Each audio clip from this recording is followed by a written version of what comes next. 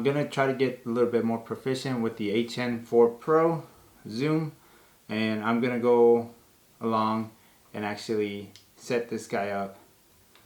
There's a couple different ways you can set it up. Prior to this, I hooked up my line here, and it comes out to be that there's a jack back here. There's the mic, which is the first light that pops up on the top. That's for the mic, which is the top two microphones in the back. And then there's a line 1 and a line 2, which is line 1 and line 2 that you can hook up XLRs to either one of them. And then, but you have to put it in those lines, or if not, this won't work. Definitely need headphones to hear what you're trying to record. Sony MDR 7506, and this is what I'll be using to actually monitor my sound and to get better performance out of my ECM 674 Sony. This grip head is what we're going to be using to put our impact light stand, and this light stand is going to be probably in the background, and I'm not going to be using it as much once I set it all up. Once mounted up, I'll go ahead and do that. We have the boom holder, and we're going to need a boom. Okay, so this is the equipment that we'll be setting up. We're going to go ahead and start by setting this guy up. So when we have our impact light stand, things to look out for is you got a 1/4 inch drive on one side of the head, and you have a 3/8 drive on the other side of the head. It doesn't matter on which side you put, you just put it in. Just make sure that the bottom is fully secure before moving on to the following step. Since I already set up the grip head to the bolt that I already want, which is the bottom bolt, if you need to reset it for a different one, you have the option for the top slot. So go ahead and just put it in, and then I'll go ahead and fasten it. And just like that, we are ready to put our boom holder. Okay, so what I'm gonna do is I'm gonna find a hole that fits this nice and snug.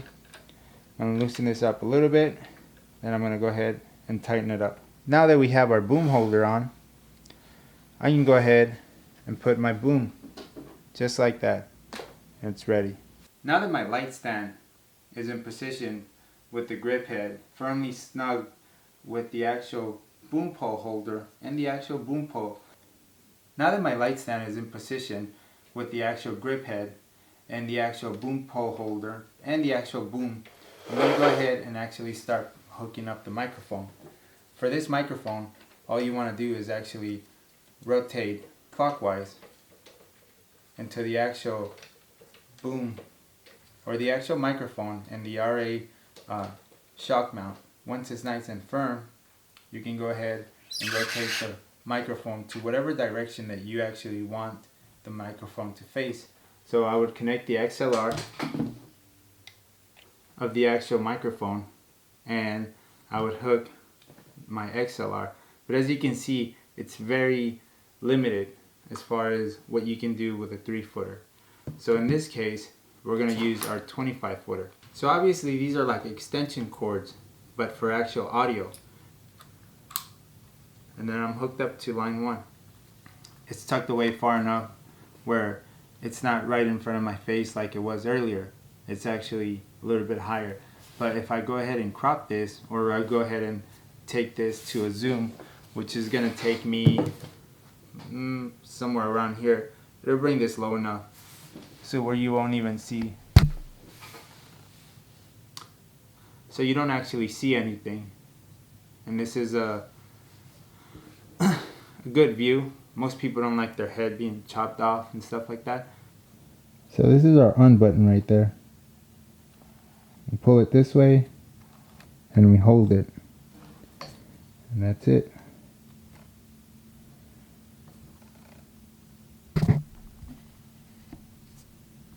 So here's our main screen.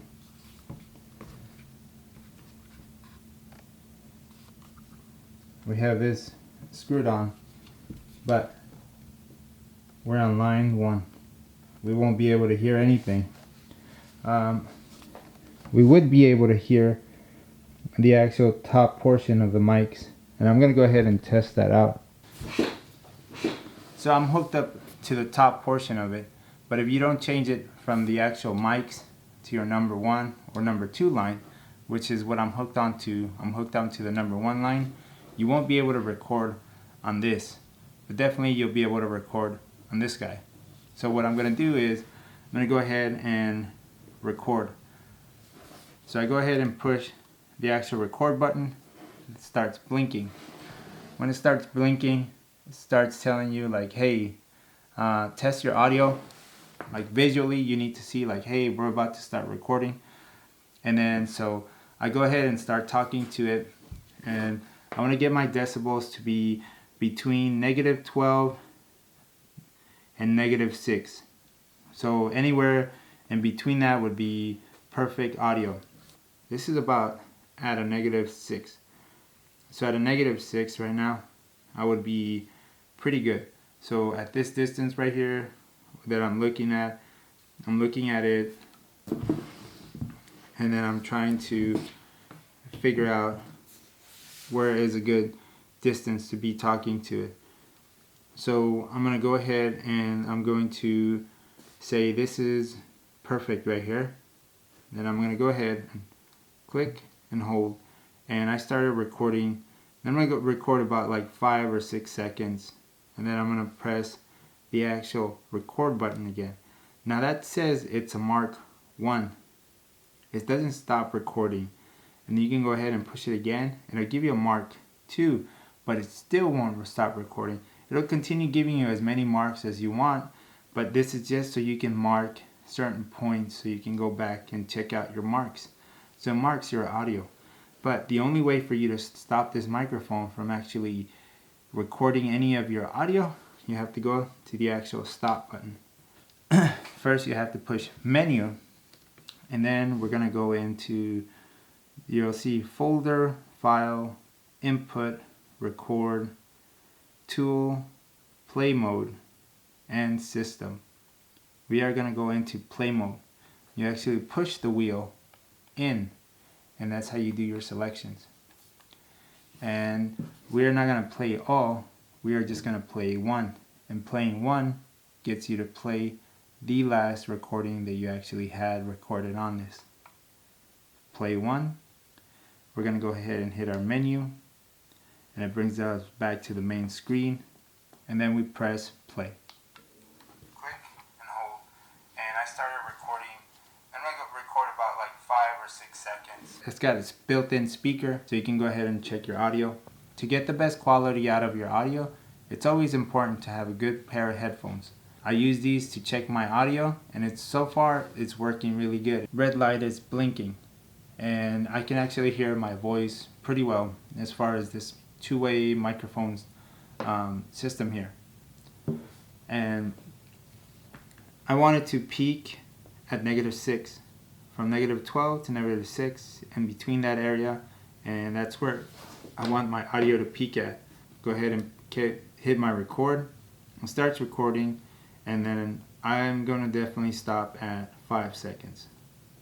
I stop my recording, but I actually put the record button, and that's where it hits my marks. So I actually have to hit the actual stop button. Now that it's stopped, I can listen to my audio through my headphones, but I'm not going to do that. I'm actually going to hit play. Go ahead and hit my record. It starts recording, and then I'm going to definitely stop at 5 seconds. So you just click the one and the 2. It happens simultaneously. Change from the microphone, from the top microphone. You click the button, the lower bottom ones light up, and that's how you start recording through this mic. Now I'm going to go back to menu, and going to hit my record button. I want this actual microphone to start giving me a better sound than this one, and I'm going to go ahead and start talking normal. just like I was earlier. But I'm gonna set this up, try to give me better or similar, actually better quality than the two top microphones here. I wanted to peak at around 12, anywhere from 12 to negative 12 to negative 6 decibels. I'm gonna actually hook on my headset. I actually want to hear what I'm actually saying in order for me to record.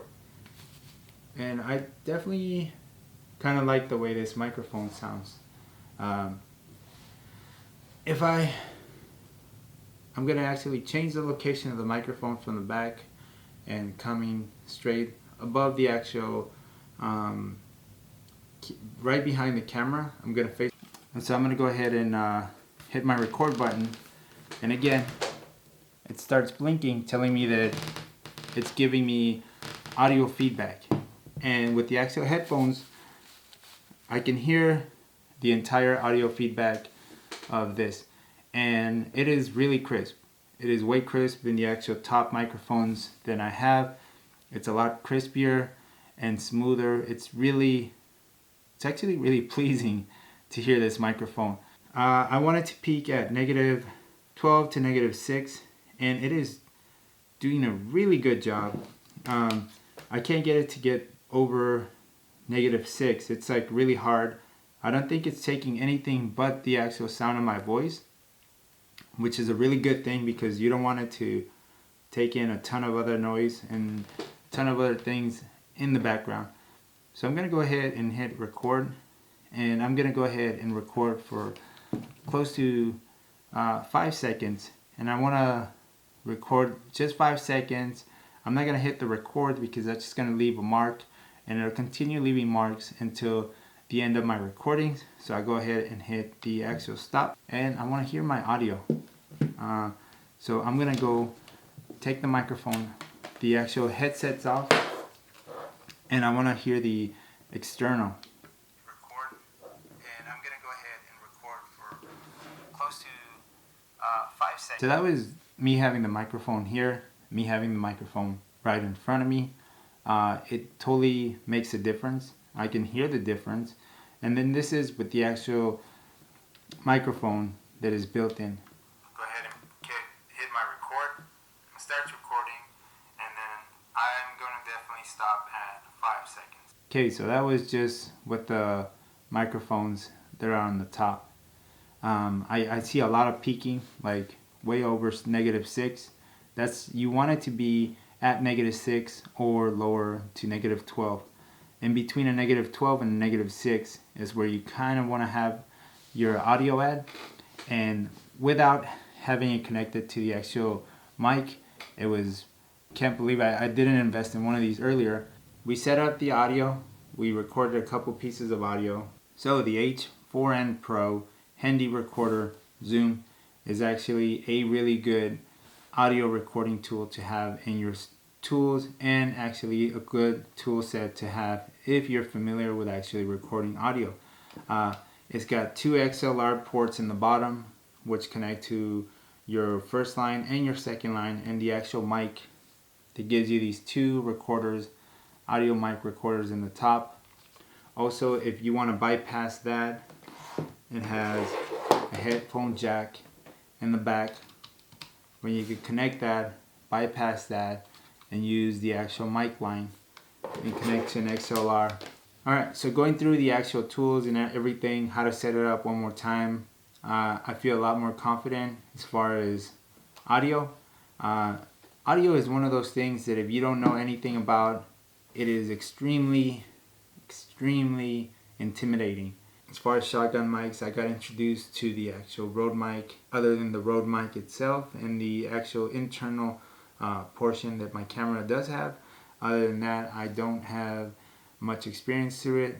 So actually going through and utilizing this and doing more audio recordings, I'm starting to get a little bit more familiar with the ins and outs of audio.